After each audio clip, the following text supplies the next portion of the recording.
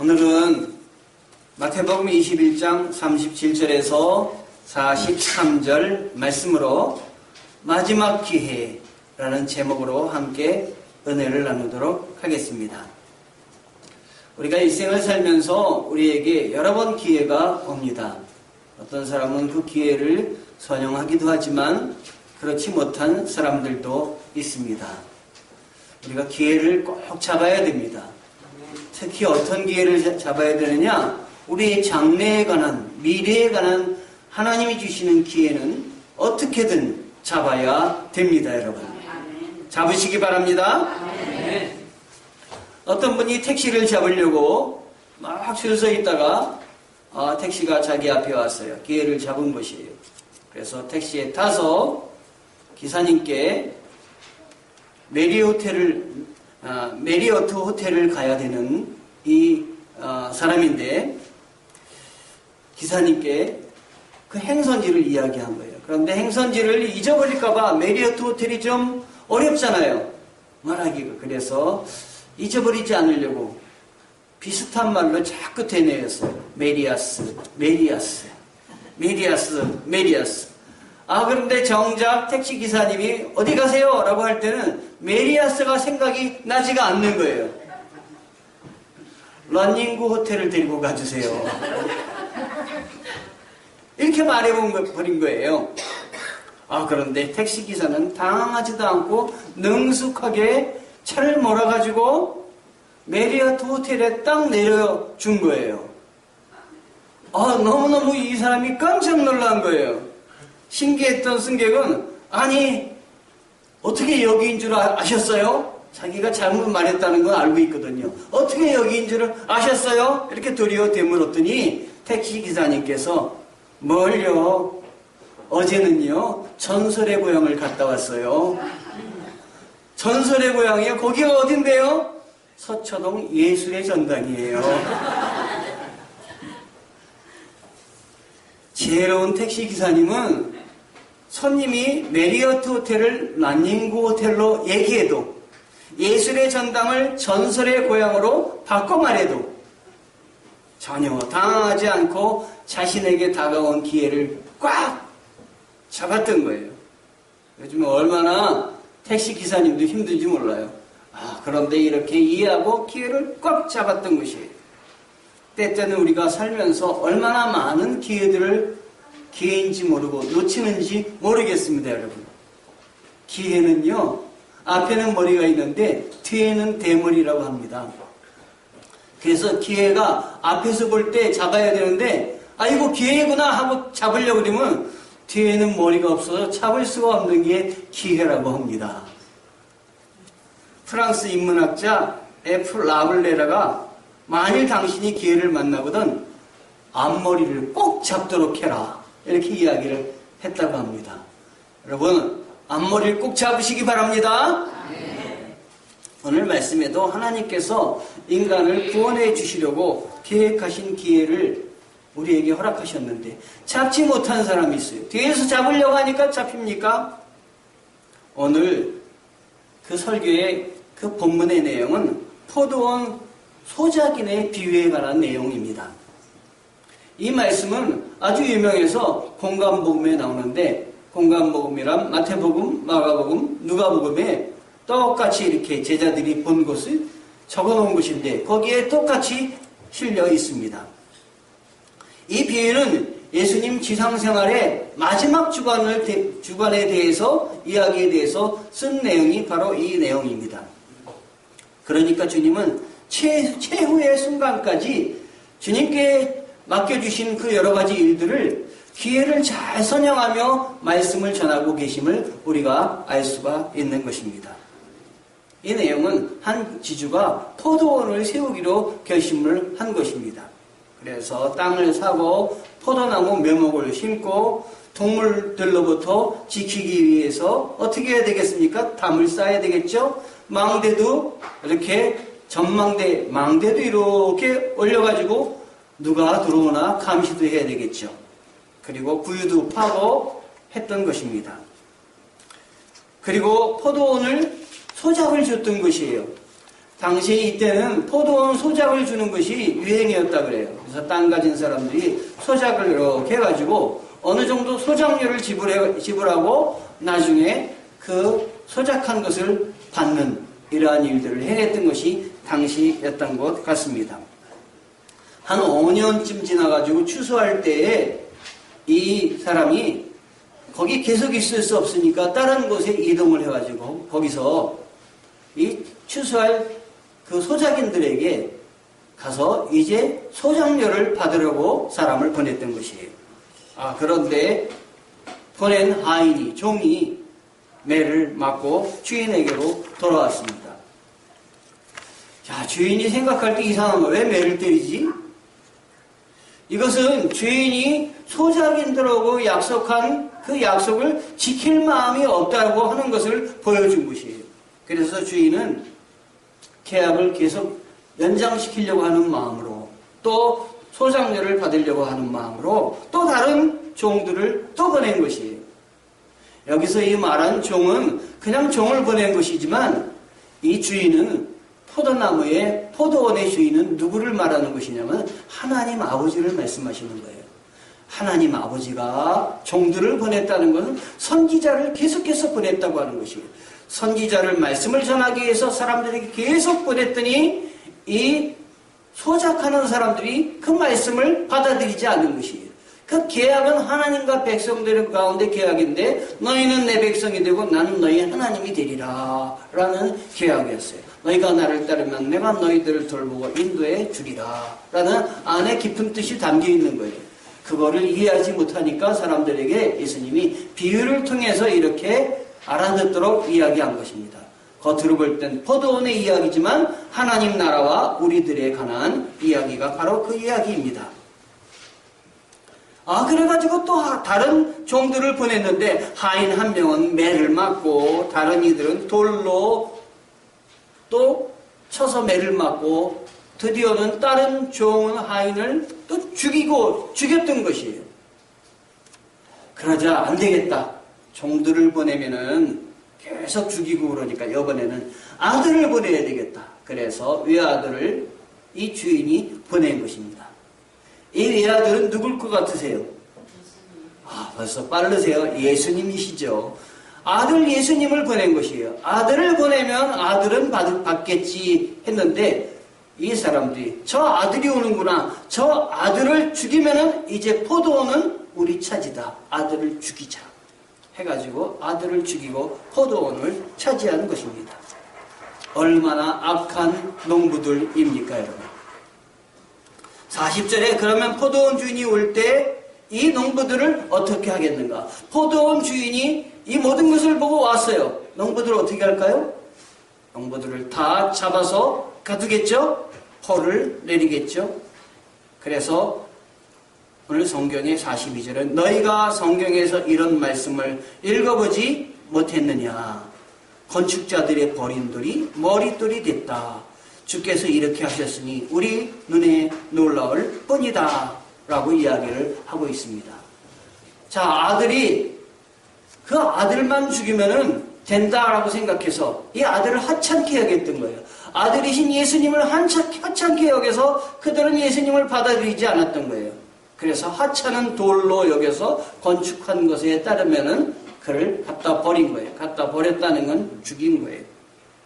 그런데 세상 사람들이 보기에는 하찮게 보였지만 하나님의 시각에 따르면 이 아들은 얼마나 소중한 아들이에요. 너희들을 죄에서 구원하기 위해서 너희들을 바른 길로 인도하기 위해서 내가 보낸 나의 분신이며 나 자신인데 그렇게 죽여서 없애다니 하나님은 이 아들이 하찮은 돌이 아니라 아주 무엇을 짓든지 하나님의 교회와 성전을 짓든지 무엇이 되는 것이냐면 머릿돌이 되게 해주신 것이죠. 너희가 하찮게 버린 하찮은 돌을 나는 너희의 머릿돌이 되게 해주었다라고 하는 말씀인 것입니다. 우리가 겪는 여러 가지 일들 살다 보면 참 많은 일들을 겪습니다. 슬픈 일도 겪고 좋은 일도 겪고 그런데요. 이거 슬픈 일과 좋은 일을 겪을 때 그냥 내가 이런 일을 겪는구나 이렇게 생각하지 마시고 이거는 하나님이 이 가운데 뭔가 계획이 있으셔서 이 일을 나에게 주시는구나. 이렇게 바꿔서 생각하는 사람이 믿음 있는 사람이에요. 세상 사람과 달리 바꿔서 여러분은 생각하시기 바랍니다. 즉 우리의 눈을 갖고 우리가 눈을 뜨고 살 때 우리의 눈이 나의 나의 시각으로만 보지 말고 주님의 시각으로 살아라 라고 하는 것이에요. 어떤 책은 거꾸로 보는 세상이라는 그런 책이 있어요. 거꾸로 이렇게 볼 때 보이는 것이 달라질 수 있다는 거죠. 지금까지 못 봤던 것을 볼 수 있다고 하는 것이죠. 마찬가지로 여러분의 눈으로만 보지 마시고 하나님의 마음에서 하나님이 어떻게 보실까 그 시각으로 바라봐라 라고 하는 것입니다.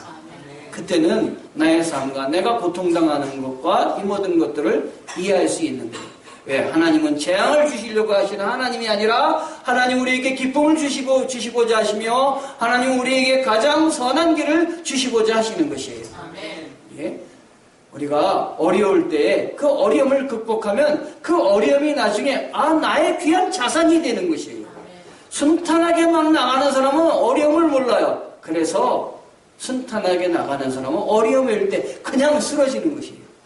그러나 어려움을 많이 겪은 사람들은 내성이 생겨서 어떤 어려움이 와도 이겨낼 수가 있는 거예요. 잘 벗어날 수가 있는 것입니다. 예수님은 이 종교 지도자들이 예수님을 버린 결과에 대해서 이야기하고 있습니다. 그러므로 내가 너희에게 말한다. 하나님 나라를 너희에게 빼앗아 그 나라의 열매 맺는 백성에게 줄 것이다.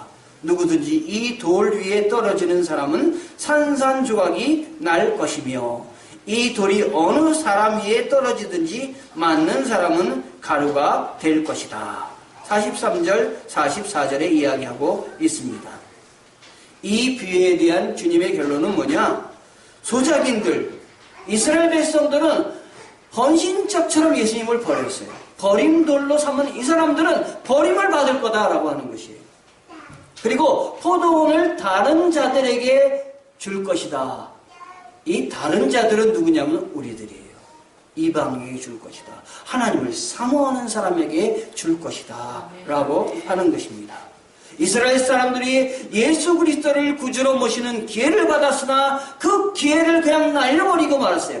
그런데 이 기회를 하나님이 거기서 없앤 것이 아니라 하나님을 찬양하고 섬기는 사람들에게 그 기회를 다시 주겠다라고 하는 것입니다. 그러면 오늘날 이 기회를 누가 받았습니까? 많은 사람들은 이 기회를 받은 사람이 일본이다라고 얘기하는 사람이 있어요. 일본은 1층에는 전부 그냥 우상이 드글드글거리는 일본 집이에요. 일본 집에 가면 전부 우상을 섬기고 있습니다. 우상을 섬기는 이 나라가 어떻게 세계를 이끌 수가 있겠어요? 어떤 사람은 중국이 일을 감당할 거다. 중국의 인간이 얼마나 많으냐. 그래서 파악스 지니카 이렇게 얘기하는 사람이 있어요. 파악스 지니카는 파악스라는 평화예요. 지니 이건 중국이에요. 중국이 평화를 갖게 해줄 거다. 그 많은 인구가. 그러나 중국은 지금 인구는 많지만 민족들이 너무 많아서 하나가 되지 못하고 예수 믿는 사람을 잡아가두려고 애를 쓰고 있습니다. 누가 감당하느냐? 바로 우리나라입니다. 하나님 우리나라를 들어 쓰시기를 원합니다. 세계 많은 나라에 우리나라 선교사들이 나가 있습니다. 과거에 영국을 들어 쓰셔서 영국의 선교사가 세계를 나가고 있지만 오늘날 선교사가 제일 많이 나간 나라는 어디냐면 미국이에요. 그 다음에 우리나라예요. 하나님이 우리나라를 들어 쓰시는 이유입니다. 하나님이 우리 교회를 들어 쓰시는 이유가 뭐냐? 하나님의 마음에 합당한 일들을 우리가 하고 있어요. 예? 다른 교회가 하지 않는 일을 우리가 감당하고 있어요. 섬기고 나누고 있습니다. 여러분 이 일은 하나님이 우리에게 주신 마음이기 때문에 하나님이 시작한 일은 반드시 잘 될 것입니다. 여러분. 아멘. 그러니까 여러분들도 믿음으로 하나님의 주님의 합한 마음으로 살아야 되겠다라고 하시기를 바랍니다. 하나님이 계획하신 일은 반드시 성취됩니다. 적대자들에게는 하나님이 인내하는 것도 한계가 있을 줄 믿습니다. 그래서 경고를 보여주시는 거예요. 너희들이 그렇게 나를 버렸는데 내가 너희를 버리겠다 하시는 말씀인 것입니다. 이 말을 할 때 지도자들은 눈치가 백단이라 아, 이거 우리를 향해서 하는 말이구나 라는 것을 이 종교 지도자들은 알아들었어요. 그래가지고 이 종교 지도자들이 그 다음부터 예수를 잡아서 죽이려고 애썼던 것입니다. 이 사람들은 예수님의 선한 마음을 받을 수 있는 그 마음이 하나도 없어요. 그 생활 자체가 너무 다 악했어요. 겉으로는 신앙인인 것 같았어요. 바리새인은 어떻게 했냐면, 바리새인은 기도를 하는 것을 자랑으로 여겼어요. 11조 드리는 걸 자랑으로 여겼어요. 기도하는 거 자랑을 여겼는데 어느 정도 자랑으로 여겼느냐? 밖에 나가서 밖에 걸어갈 때도 기도하는 걸 자랑으로 여겼어요. 걸어가면서 기도하는 거예요. 그런데 더 자랑은 뭐냐? 걸어가면서 눈 뜨고 걸어가면서 기도하는 게 아니라 눈 감고 걸어가면서 기도하는 걸 더 자랑으로 여겼어요.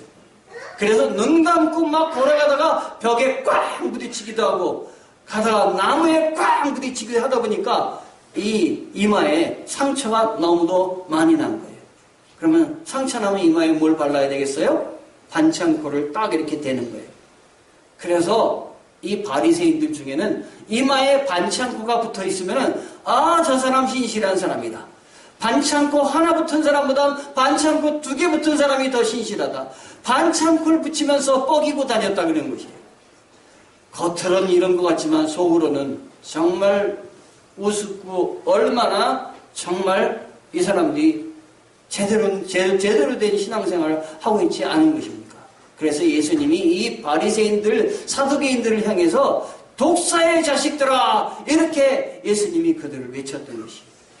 그들은 하나님의 은혜를, 하나님의 나라를 받을 기회를 받았으나 그 기회를 선용하지 못하고 그 기회를 발로 차버려서 버린 돌로 예수 그리스도를 만들었어요. 오늘 여러분들이 듣는 그 예화의 포도원의 비유의 핵심은 누구냐? 예수 그리스도예요.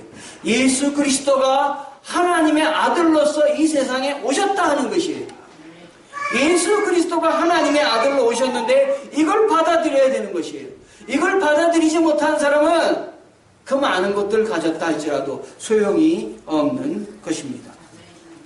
예수님은 당시에 어떤 지도자들이 아무리 예리한 질문을 했다 할지라도 다 받았어요. 왜냐하면 왜 다 받았냐? 그들이 말하는 건 변두리예요. 하나님이 구원자이시다. 하나님이 너희를 사랑해서 독생자 예수 그리스도를 보내주셨고 예수 그리스도를 믿는 자마다 구원을 얻으리라. 이것이 핵심인데 이 핵심을 빗나가고 있기 때문에 너희들이 어떤 질문을 하더라도 나는 그 질문을 다 받아낼 수 있다. 나는 하나님 나라의 말씀을 바로 너희들에게 증거한다 하고 담대하게 이야기를 하셨던 것입니다. 그들이 예수님을 잡아 죽이려고 했어요. 예수님은 피하지 않으셨습니다. 예수님은 뭐라고 얘기하셨냐면 오늘도 내일도 그 다음 날도 내 길을 가야 한다. 누가복음 13장 33절에 말씀하셨어요. 저는 이 말씀을 들을 때마다 가슴이 막 뛰어요. 예수님이 오늘도 내일도 그 다음 날도 계속해서 내 길을 가야 한다. 이렇게 이야기하셨는데 그 내 길이 뭐였냐면 십자가의 길이었잖아요. 죽음의 길이었잖아요. 오늘은 좀 다른 길, 내일은 다른 길, 내일은 좋은 길을 기대하잖아요. 그런데 예수님은 내일도 십자가의 길이고 모레도 십자가의 길이고 왜 내일 모레 글피도 십자가의 길을 가셨느냐. 거길 가야 생명의 길이, 거길 가야 많은 사람들을 살릴 수 있으니까 이걸 내가 감당해야 되겠다라고 감당한 것이에요. 저는요 힘들면요 피하고 싶어요. 참 교회를 개척했을 때 어느 날 예수를 딱 하고 나오는데 문고리를 잡고 문고리를 열려고 딱 하는데 제 마음속에 힘들다 이런 생각이 들더라고요. 너무 그 개척이란 일이 제가 인간이 내 힘으로 감당하기엔 너무 힘들더라고요. 그래서 힘들다 그러면서 또 머릿속에 도망가고 싶다 이런 생각이 들었어요. 근데 도망가지는 않았습니다. 걱정하지 마세요. 그 다음에 딱 떠오르는 게 주님이 함께 하시지. 내 힘으로 하면 안 되지. 주님이 도와주시니 여기까지 왔지. 지금 돌아보니까 주님이 도와주셔서 여기까지 왔습니다, 여러분. 제가 말씀을 전하려다 보면 말씀을 힘있게 전할 때도 있지만 어떤 때는 제 영적 상태가 엉망일 때도 있어요, 저 자신도. 성결하지 못한 그 여러 가지 유혹을 많이 받을 때도 있어요. 그러면 말씀이 힘이 없는 것이에요. 주님이 도와주시지 않으면, 주님이 나를 세워주시지 않으면 파수꾼의 경성함이 허사로다. 아멘. 여러분도 마찬가지예요. 주님이 여러분을 세우지 않으면 여러분이 한치도 믿음 생활 제대로 할 수가 없는 것입니다. 여러분, 하나님 앞에 믿음 생활 제대로 합시다. 열심을 냅시다. 아멘. 다 하나님이 세운 자들이에요. 하나님이 세운 자들을 믿는 것, 이것도 믿음이에요. 하나님을 믿는 것도 믿음이지만 하나님이 세우신 자들을 믿는 것도 믿음이에요. 오늘 포도원의 농부들은 하나님이 세운 자들을 하나도 믿지 않았어요. 종들을 보냈는데 종들 때리고 죽이고 했던 것입니다. 마지막에 하나님이 세우신 예수 그리스도 하나님의 아들 독생자를 세웠는데도 믿지 않았던 것이에요. 그래서 완전히 버렸던 것입니다. 하나님의 세운 자들을 믿으시고 따르시고 존경하시고 기도하시고 하는 것도 하나님의 은혜입니다. 여러분. 여러분이 축복받는 길이에요. 아멘. 아멘. 주기철 목사님 아시죠? 순교자 주기철 목사님. 그 뒤에 누가 있었느냐? 우리나라 33인 중 한 사람, 조만식 장로님. 이 조만식 장로님이 학교에 주기철 목사님이 입학을 했다 그래요. 그 학교에 입학을 해서 거기서 배운 제자가 누구냐면 주기철 목사님이에요. 근데 나중에 이 주기철 목사님하고 조만식 장로님하고 같은 교회에서 주기철 목사님은 목사님이고 조만식 장로님은 장로님이 된 거예요. 근데 어느 날 주기철 목사님이 조만식 장로님이 들어오시는데 예배 시간보다 늦게 들어오셨어요. 지각을 하셨어요. 주기철 장로님, 조만식 장로님 거기 서 계세요 그랬어요. 그리고 예배 시간 끝까지 거기다 세워놓으신 거예요. 여러분 같으면 어떡하겠어요? 이렇게 세웠을 때. 자기 스승이에요. 선생님이에요. 교회 장로예요. 거기 서 계십시오. 그런데 그 다음 주에 조만식 장로님이 기도하러 나오셔가지고 하나님 회개합니다. 제가 3가지를 회개합니다. 첫 번째, 예배 시간에 늦어서 제가 하나님 앞에 불편을 드린 걸 회개합니다. 두 번째, 예배 시간에 늦어서 성도들이 은혜 받을 것을 방해한 것을 회개합니다. 예배 시간에 늦어서 죄의 종을 마음을 슬프게 한 것을 회개합니다. 이 3가지를 회개했다고 해요. 그리고 나서 이 주기철 목사님의 선생님인데 신방을 가실 때는 조만식 장로님이 따라다니면서 이 주기철 목사님의 가방을 뒤에서 들고 따라다녔다는 거예요. 자기 스승인데 어떻게 이럴 수가 있어요? 저분이 하나님의 세우신 종이다. 이 믿음이 있었던 거예요. 그래서 내가 저분을 섬겨야 되겠다 하는 것이에요. 그런데 이 종들은, 이 포도원의 소작인들은 하나님이 세우신 자라는 인식을 하지 않았던 것이에요. 그래서 우습게 여겼던 것입니다. 나중엔 죽였던 것입니다. 그게 누구냐? 이스라엘의 대제사장들이고 이스라엘의 지도자들이에요. 그러니까 하나님이 그들을 폐하신 것입니다. 그들에게 주셨던 기회를 바로 오늘날 우리에게 넘겨주신 것이에요. 믿는 자들에게 넘겨주신 것입니다. 여러분, 이렇게 하나님의 말씀을 들을 때 여러분은 어떤 생각을 하고 들으십니까? 어떤 마음으로 하나님의 말씀을 받으십니까? 미국 속담에 A rolling stone gathers no moss 이런 말이 있습니다. 우리말은 구르는 돌에는 이끼가 끼지 않는다라는 의미입니다. 구르는 돌에는 이끼가 끼지 않지요. 그러니까 많이 굴러야 되겠죠. 우리는 보통 이렇게 알고 있는데 이 말의 원뜻은 이런 의미가 있다고 합니다. 바람 부는 대로 귀가 얇아서 이것저것 하다가 또 다른 것을 하다 보면 남은 것이 없다 하는 것이에요. 사람이 살다 보면 길을 가다가도 여러 가지 사람이 있습니다. 여러 가지 사정으로 가던 길이 멈춰집니다. 이 사람이 얘기할 때 이쪽을 바라보고 이 사람이 얘기할 때 이쪽을 바라보고 그러는 것이 아니라 내 주관을 가지고 내 목적을 가지고 오늘도 내일도 나가야 할 길의 방향을 딱 정해서 흔들리지 않는 삶, 이게 하나님이 기뻐하시는 삶입니다. 그게 그게 누구시냐? 바로 예수 그리스도예요. 오늘도 내일도 나는 나의 길을 가련다. 십자가의 길이었지만, 죽음의 길이었지만, 고통의 길이었지만, 내가 이렇게 죽을 때 내가 대속하여서, 내가 부활하여서 많은 사람들 생명을 줄 수 있으니까 난 이걸 감당해야 되겠다는 것이.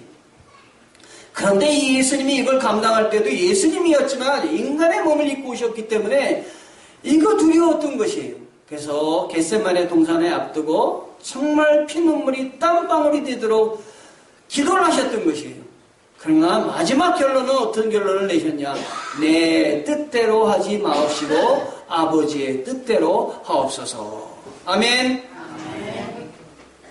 여러분들이 여러 생각, 많은 생각 하셔도 돼요. 이 사람 얘기도 듣고 귀가 얇아서 이 사람 얘기도 듣고 하셔도 좋아요. 그러나 제일 마지막에는 예수님과 같은 고백을 하시기 바랍니다. 내 뜻대로 하지 마옵시고 아버지의 뜻대로 하옵소서. 아멘. 네, 뜻대로 하지 마시고 아버지의 뜻대로 하옵소서. 바른 길을 가기 위해서는 먼저 목표가 분명해야 되는 것입니다. 하나님 보시기에 바른 것임을 확신할 때 흔들리지 않게 되는 것입니다. 길은 죽음의 길, 십자가의 길이었지만 흔들리지 않고 피하지 않고 가셨던 분이 누구이시냐? 주님이십니다. 주님께서는 역사의 주인이신 하나님께서 각 나라와 개인의 계획과 운명을 주장하신다는 것을 분명히 에레미야 18장에서 말씀하고 계십니다. 이 시대의 마지막 시대에 우리에게 주시는 사명은 뭐냐? 복음을 전하라는 것이에요. 전도하라는 것입니다. 예? 만약에 내가 그 일을 감당하지 않을 때는 이 사명이 누구에게 가느냐? 다른 사람에게 가는 거예요. 우리 교회가 많이 채워졌지만 더 채워야 되는 것이에요. 왜? 하나님의 일을 감당하기 위해서. 더던 것은 죽어가는 사람들을 구원하기 위해서 감당해야 되는 것이에요. 이걸 그냥 말씀으로 받지 마시고 그냥 듣는 것으로 받지 마시고 실행을 하시라는 것이에요. 예? 실행을 하시라는 거예요. 여러분의 집에서 실행을 하세요. 여러분의 사업장에서 실행을 하세요. 전도하세요. 어떻게든. 전도를 하기 위해서 애를 쓰세요. 주님에게 이끌려고 애를 한번 써보세요. 왜냐하면 우리가 그걸 하지 않으면 마지막 기회가 될지도 모르는 것이에요. 이를 위해서 강동수종교를 평내에다 세워주신 것이에요. 저는요, 일주일에 2번씩 요양원을 돌고 있어요. 바쁜 때는 한 번밖에 못 돌지만 월요일부터 화요일날 주로 가려고 했는데 화요일날 바빠서 못 가면 수요일날, 목요일날, 목요일날 못 가면 토요일날이라도 갑니다. 토요일날 돌지 않으면 주일이 준비가 잘 안 돼요. 마음이 한 번 뵙지 않으면 가서 반기지도 않은데 가는 거예요. 우리 어르신들은 참 많이 반기는데 그 주인장 되시는 원장님들은 별로 안 반기시는 것 같아요. 어제도 어디 요 밑에 갔는데 별로 반기질 않아요. 그래도 가는 거예요. 계속해서. 그러다 보면 우리 하나님을 기쁘시게 하고 우리 교회에 나오고자 하는 그 심령들을 우리 교회로 한 분이라도 더 모시고 와서 여기서 하나님 나라의 그 정말 그 밝고 빛나는 마음, 기쁜 마음을 갖고 신앙생활하면 얼마나 달라지겠습니까? 여러분 예수 믿고 나서 여러분 마음이 편해지지 않습니까? 우리 천국 백성이에요. 하나님 나라 백성이에요. 우리는 세상 백성이 아닙니다. 그러므로 저녁에 주무실 때도 나는 죽어도 천국 간다. 나는 하나님 나라 백성이다. 담대하게 살아야지. 기쁘게 살아야지. 즐겁게 살아야지. 여러분이 있는 곳에서 이것을 여러분에게 전하세요. 옆에 있는 사람들에게 전하세요. 난 기뻐. 교회 다니는 다음부터 얼마나 기쁜지 몰라. 우리 목사님이 일주일에 한 번씩, 일주일에 또 2번씩 오셔서 기도를 해주시오. 난 그때 하나님의 은혜를 받기를 소망해. 라고 감당하신다면 주님이 여러분들을 축복해 주실 줄 믿습니다. 아멘. 아멘. 제가 아침에 성도님들에게 말씀을 보내세요. 근데 성도님들만 보내는 것이 아니라 이제 말씀을 보내는 분이 받는 분이 한 500명이 넘었어요. 제가 직접 보내는 분이. 그런데 지나고 보니까 어느 날 갑자기 저도 생각지 못하게 보내지 않은 분이 저한테 말씀을 보내는 걸 볼 수 있어요. 또 어제는 어떤 분이 책을 자기가 쓴 책을 저한테 보내줬는데 그 책의 추천사를 읽어보니까 추천사에 무엇이 써 있었냐면은 목사님이 아침마다 보내주는 말씀이 너무도 귀합니다. 그 책을 쓰신 목사님에게 다른 분이 얘기하시는 거예요. 그런데 그 책에 보면 책에 우리말 성경이 나오고 개역 성경이 나오고 그 밑에는 영어 성경이 나오고 그 밑에는 또 다른 이야기가 나오고 그 주옥 같은 말씀을 매일 보내주시는 게 너무 감사해서 기다립니다. 그분이 제가 받은 말씀을 다른 분에게 보내서 열매는 그분이 받고 있는 거예요. 그런데 너무 감사했어요. 많은 사람이 이 말씀을 보시니 얼마나 감사하냐. 받을 때마다 주님의 말씀을 바라보면서 내가 오늘 믿음으로 살아야지 하니 얼마나 감사하냐 하는 것이에요. 여러분 말씀만 받지 마시고 여러분이 말씀을 읽으시기 바랍니다. 듣기만 하시고 실행 안 하는 것이 아니라 실행하시기 바랍니다. 기도하시기 바랍니다. 성경을 읽으시기 바랍니다. 찬송하시기 바랍니다. 얼마나 여러분 삶 가운데 기도하며 찬송하며 사시는지 얼마나 긍정적으로 사시는지 한번 돌아보세요. 주님이 우리들에게 주신 건 긍정이며 기쁨이며 감사함이며 불가능이 없는 삶입니다. 내게 능력 주시는 자 안에서 내가 모든 것을 할 수 있느니라 하는 것이에요. 우리를 향한 하나님의 뜻이 있다는 것은 하나님께서 우리들 각자에게 요구하는 삶, 헌신이 있다고 하는 것입니다. 복음 전파를 가슴에 안고 기도하며 그 어떤 것에든지 하나님의 일꾼으로 동참하는 여러분 되시기를 바랍니다. 마지막 시대를 사는 우리들에게 머릿돌 대신 예수님을 전하는 기회를 주신 것이 얼마나 감사한지 몰라요. 삶의 최우선으로 삼는 강동수종교의 성도들이 되시기를 예수의 이름으로 축원합니다. 아멘. 기도하시겠습니다. 하나님 아버지, 한국교회를 더욱 사랑하여 주시고 축복을 더해 주시기를 간구합니다. 협력하여 사회를 변화시키는 빛과 소금의 역할을 감당하게 해주시고 우리 민족을 향한 하나님의 선교의 뜻을 펼치도록 능력 주시옵소서. 우리 강동수종교회도 이 일을 능히 감당할 수 있도록 도와주시옵소서. 우리 모두가 겸손히 하나님의 말씀에 순종하며 하나님 나라의 열매 맺는 백성으로 살게 하옵소서. 예수 그리스도의 이름으로 기도했습니다. 아멘.